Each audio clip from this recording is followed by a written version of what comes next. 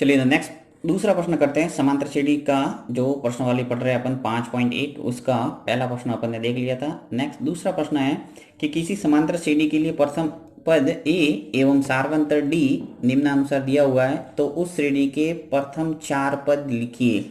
आपको एक प्रथम पद दे रखा है और सारवंतर दे रखा है, तो आप उस श्रेणी के प्रथम 4 पद है वो किस ढंग से निकालेंगे, चलिए देखते हैं। सबसे पहले आपको बता दूं कि किसी भी समांतर श्रेणी का जो व्यापक रूप है वो क्या होता है। देखिए, मैं आपको जब थ्योरी पढ़ाया तब आपको बताया था मैंने कि व्यापक रूप होता है ए प्लस डी, ए प्लस 2D, ए प्लस 3D। इस ढंग से अगर आप ए और डी के मान रखते जाएंगे तो आपके पास पद है वो आते रहेंगे समांतर श्रेणी के। तो ये हो गया पहला पद, ये दूसरा, ये तीसरा, ये चौथा। आगे लिखेंगे तो ए प्लस 4D, यानी कि संख्या है वो बढ़ाते जाना। देखिए यहाँ पे जैसे कुछ नहीं है तो एक, फिर 2 आ गया, फिर 3, फिर 4, फिर 5, 6, ऐसे आता रहेगा और आगे से आगे पद है वो आपको मिलते रहेंगे। यहाँ आपको पूछा है 4 पद, ओनली कितने पद निकालना है, 4। यानी कि आपको एक तो ये निकालना है, एक ये, एक ये 4 पद आपको निकालना है। और ए और डी आपको दे रखा है प्रत्येक सवाल के अंदर। टोटल आपको 7 प्रश्न दे रखे हैं। चलिए पहला प्रश्न करते हैं। देखिए पहला प्रश्न आपको दे रखा है कि ए तो है -1 और डी आपको दे रखा है 1/2। अब इससे आप कैसे निकालेंगे प्रथम 4 पद। तो चलिए यहाँ पे पहला पद निकालते हैं, इसका प्रथम पद। अब प्रथम पद का अर्थ ये है, यानी ए कितना दे रखा है -1, तो -1 आ जाएगा, ऐसा का ऐसा, यानी पहला पद आपके आ गया। दूसरा पद निकालते हैं, दूसरा पद। अब दूसरा पद मैंने आपको बताया ए प्लस डी। अब ए की जगह आपको ए का मान रखना और डी की जगह डी का मान रखते हैं। चलिए ए की जगह लिख लेता हूँ -1 और प्लस डी, यानी प्लस डी का मान कितना दे रखा है 1/2, तो यहाँ लिख लेता हूँ 1/2। अब इसको करना है सॉल्व। तो सॉल्व करने का अर्थ देखिए, जब भी कोई भिन्न वाली राशि है और एक भिन्न नहीं है यानी पूर्णांक के रूप में है, तो दूसरी को भिन्न के रूप में एडजस्ट कर दो और फिर उसको लसपा लेके सरल करो ताकि आपकी गलती नहीं होगी। तो यहाँ पे देखिए नीचे कुछ नहीं है तो 1 लिख सकता हूँ। मैं आपको थोड़ा रफ करके बता देता हूँ। सवाल में आपको वहाँ पे बोर्ड परीक्षाओं के अंदर ऐसा नहीं करना है। देखिए कैसे होगा ये, -1, इसके नीचे 1 लिख सकता हूँ। जब मैं 1 लिखूंगा तो इसमें कोई फर्क नहीं पड़ेगा, प्लस 1/2। अब देखिए नीचे 1 और 2 है, इसका आपको क्या करना है, एलसीएम लेना है। तो एलसीएम लेंगे 1 और 2 तो कितना आ जाएगा 2, और फिर सॉल्व करना है। इसका भाग देना, देखिए 1 का भाग देते हैं 2 के अंदर, 2 ही आएगा। और 2 का गुणा -1 से करना है, यानी 2 का गुणा किससे करेंगे, -1 से। फिर +1, फिर 2 का भाग देंगे 2 में, क्या आया 1, तो 1 का गुणा किससे करेंगे, ऊपर वाले 1 से। तो ये तरीका होता है भिन्नों को सरल करने का। तो चलिए यहाँ मैं कर लेता हूँ।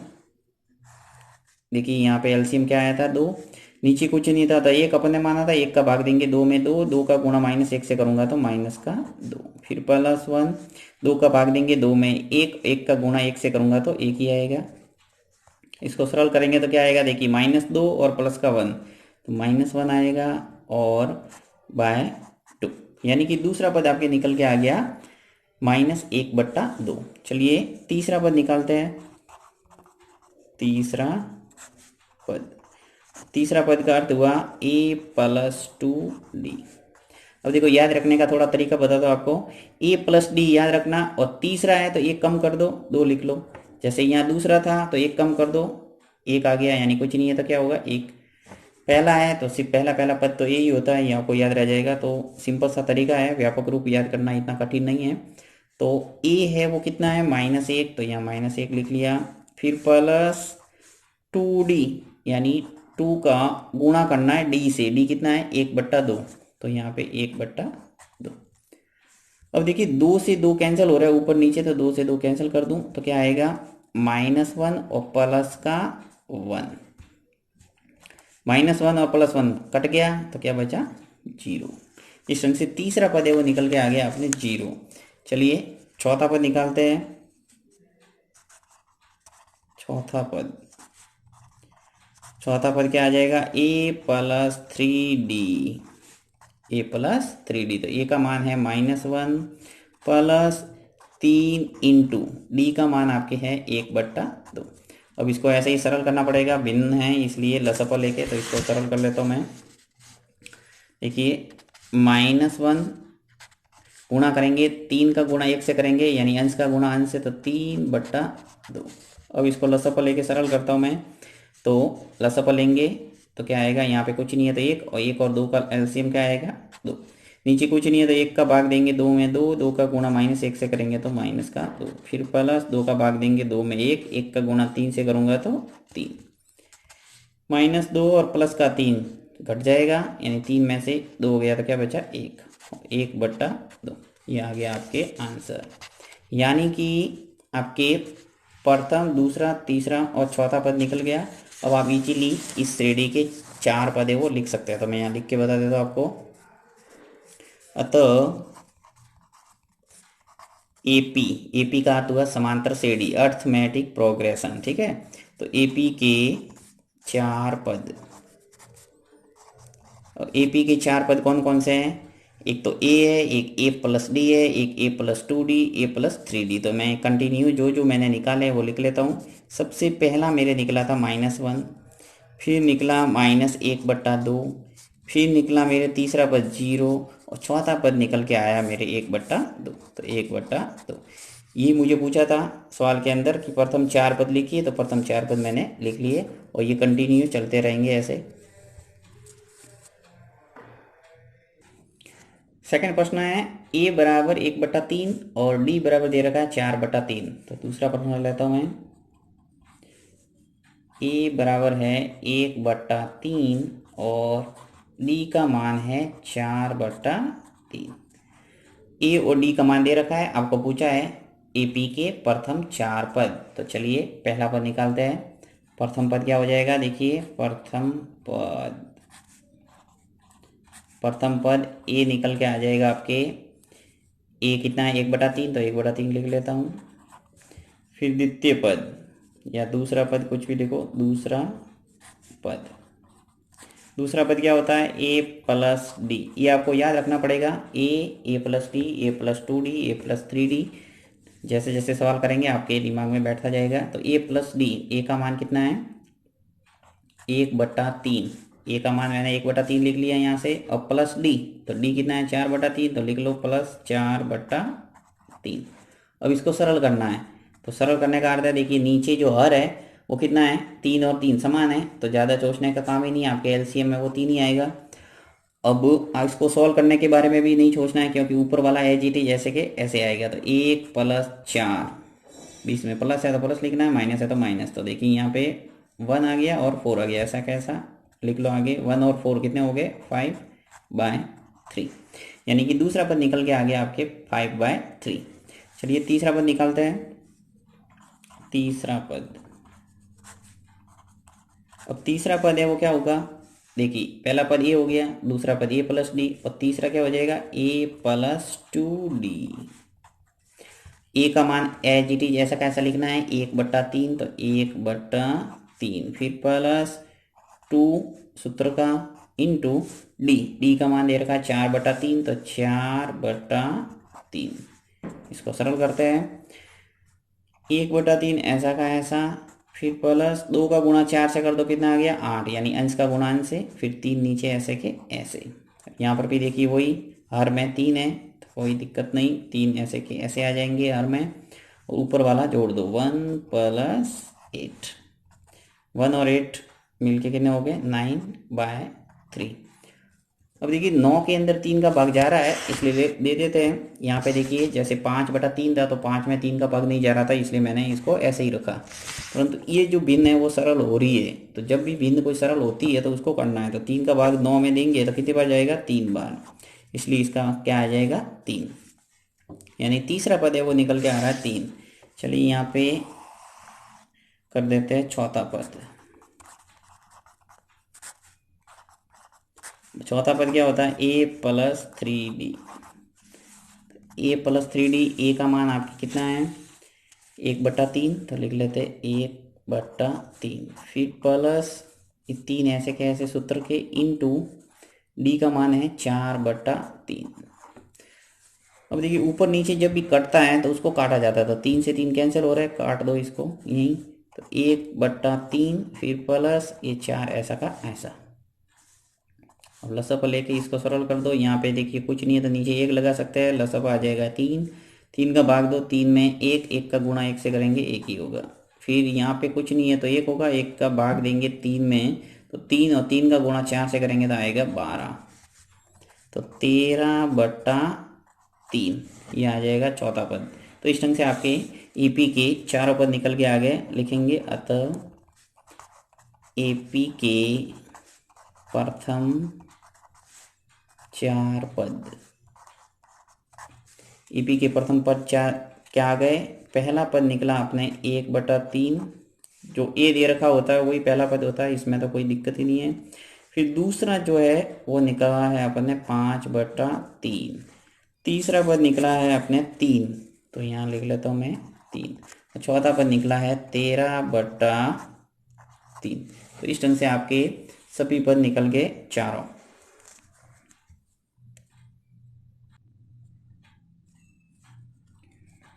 चलिए तीसरा प्रश्न करते हैं। तीसरा आपको दे रखा है कि ए बराबर 0.6 और डी का मान दे रखा है 1.1।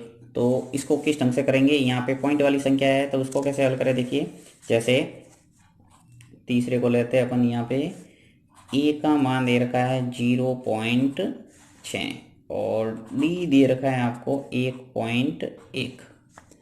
ये हो गया आपके ए और डी। अब इसके प्रथम द्वितीय तृतीय और चतुर्थ पद को निकालते हैं। तो पहला पद निकालते हैं। पहला पद ए कितना है 0.6, इसमें कोई दिक्कत नहीं, 0.6 ऐसा का ऐसा। नेक्स्ट दूसरा पद क्या होगा। दूसरा पद होता है ए प्लस डी, तो ए प्लस डी लिख लिया। ए का मान 0.6 दे रखा है, 0.6 लिख लो। फिर प्लस डी का मान दे रखा है 1.1, तो 1.1 लिख लिया। अब इसको जोड़ो, देखो 0.6 और 1.1 को जोड़ेंगे तो 1.7 आ जाएगा। अब यदि आपको पॉइंट वाली संख्या जोड़नी नहीं आती है तो आप उससे संबंधित वीडियो देखना, इजीली आपको समझ में आ जाएगा। वो सिंपल है, पॉइंट के नीचे पॉइंट रखने वाला नियम होता है। आपको यहाँ तो वैसे देखिए पॉइंट के बाद में एक संख्या, यहाँ पर भी पॉइंट के बाद में एक संख्या है तो कोई दिक्कत नहीं, सीधा पॉइंट के नीचे पॉइंट रखेंगे तो इजीली आपकी जोड़ हो जाएगी। फिर तीसरा पद क्या है, ए प्लस 2d। ए का मान दे रखा है 0.6, फिर इंटू 2 इंटू डी का मान दे रखा है 1.1। अब 0.6 इंटू 2 का गुणा 1.1 से करेंगे तो क्या आएगा 2.2। 1.1 से 2 का गुणा हो गया तो 2.2 हो गया। अब इसको जोड़ दो, 0.6 और 2.2 जोड़ा तो आपके आ जाएगा 2.8। नेक्स्ट चौथा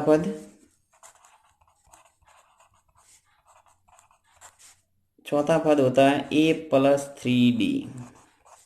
ए प्लस 3d क्या हो जाएगा, देखिए ए का मान दे रखा है 0.6, ये 0.6 लिख लिया, सॉरी प्लस 3 इंटू डी का मान आपको दे रखा है 1.1, तो 1.1 लिख लो। 0.6 इसमें कोई परिवर्तन हुआ नहीं, 3 का गुणा 1.1 से करेंगे तो आ जाएगा 3.3। 3.3 अब जोड़ दो इसको तो आ जाएगा 3.9। तो इस ढंग से आपके चारों पद निकल के आ गए, पहला दूसरा तीसरा और चौथा। तो इससे संबंधित जो एपी है वो क्या बनी अपने, यहाँ लिख लेता हूँ, अतः एपी हो गई अपने। ऐसे भी लिख सकते हैं, देखिए कैसे लिखना है। पहला पद हो गया आपके 0.6, दूसरा पद हो गया आपके 1.7, तीसरा पद हो गया 2.8 और चौथा पद निकला है आपके 3.9। तो ये आपके क्या हो गया आंसर।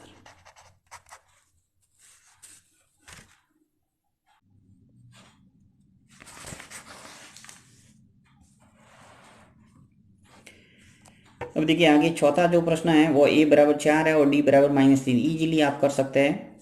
इसी प्रकार पांचवा प्रश्न दे रखा है a बराबर 11 और d बराबर -4, तो ये भी आप इजीली कर सकते हैं। तो मैं अनावश्यक वीडियो को लंबा नहीं करूंगा, आपको इसको होमवर्क के रूप में कर सकते हैं। यदि कोई भी दिक्कत आती है तो मुझे कमेंट बॉक्स में लिखना, मैं वापस इसको सॉल्व करके आपको बता दूंगा। छठा प्रश्न है वो थोड़ा अलग है, तो वो मैं बता देता हूँ क्योंकि ये माइनस में दे रखा है और पॉइंट वाली संख्या है, तो इसको ले लेते हैं। तो छठा प्रश्न दे रखा है कि a बराबर -1.25 और d का मान दे रखा है -0.25। तो छठा प्रश्न करते हैं। a दे रखा है -1.25, d दे रखा है -0.25। पहला पद क्या हो जाएगा? पहला पद a का मान आ जाएगा, होगा वो -1.25। दूसरा पद आएगा आपके a प्लस डी। तो a का मान तो है -1.25 और बीच में प्लस है, परंतु यहाँ पे देखिए d का मान है वो -0.25 है, तो उसको माइनस के रूप में लिखना पड़ेगा 0.25। अब देखिए ये भी माइनस में और ये भी माइनस में, दोनों संख्या माइनस माइनस तो क्या होती है, जुड़ती है, तो जोड़ दो इसको, तो ये जुड़ के हो जाएगा -1.50। यहाँ पर भी देखिए पॉइंट के बाद में दो संख्या है, यहाँ पर भी पॉइंट के बाद में दो संख्या है, तो पॉइंट के नीचे पॉइंट रख के इसको जोड़ेंगे तो सीधा आ जाएगा -1.50। नेक्स्ट तीसरा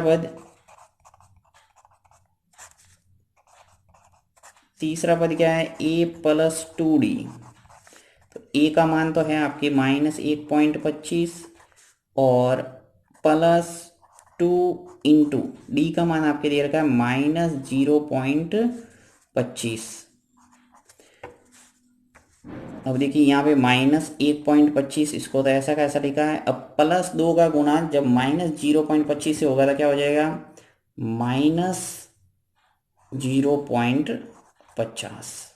तो ये आपको ध्यान रखना है कि प्लस वाली संख्या का गुणा जब माइनस वाले से होता था क्या होता है, माइनस। अब जोड़ा वापस कि -1.25 और -0.50 जुड़ेगा तो -1.75 आ जाएगा। तो इस ढंग से तीसरा पद भी निकलना। अपने चौथा पद निकालते हैं। चौथा पद तो a प्लस 3d, a का मान है -1.25, फिर +3 इंटू गुणा करना -0.25 से। चलो इसको सॉल्व करते हैं। -1.25, देखिए अब 3 का गुणा -0.25 से होगा तो क्या होगा, -0.75। पॉइंट वाला गुणा जोड़ बाकी भाग सबसे संबंधित मैंने वीडियो बनाया हुआ है, आप देख सकते हैं प्लेलिस्ट में जाके। तो यहाँ पे देखिए जुड़ जाएगा तो क्या हो जाएगा, -1.25 और -0.75 जब जुड़ेगा तो हो जाएगा आपके 2, माइनस का 2.00 लिखना चाहे तो लिख सकते हैं, -2.00, यानी ये एक्चुअल में 2 ही है क्योंकि पॉइंट के बाद में 0 का कोई मतलब नहीं होता। तो इस प्रकार से आपके पहला, दूसरा, तीसरा और चौथा पद निकल के आ गया। तो लिख लेते हैं यहाँ, अतः AP क्या हो गई, -1.25। दूसरा पद निकला है अपने -1.50। तीसरा पद निकला -1.75 और चौथा पद निकला -2.00। अब इसका अंतिम प्रश्न सातवां है, a बराबर 20 और d बराबर -3/4। ये भी आप इजीली कर सकते हैं। आपको कोई प्रॉब्लम आती है तो मुझे जरूर पूछना।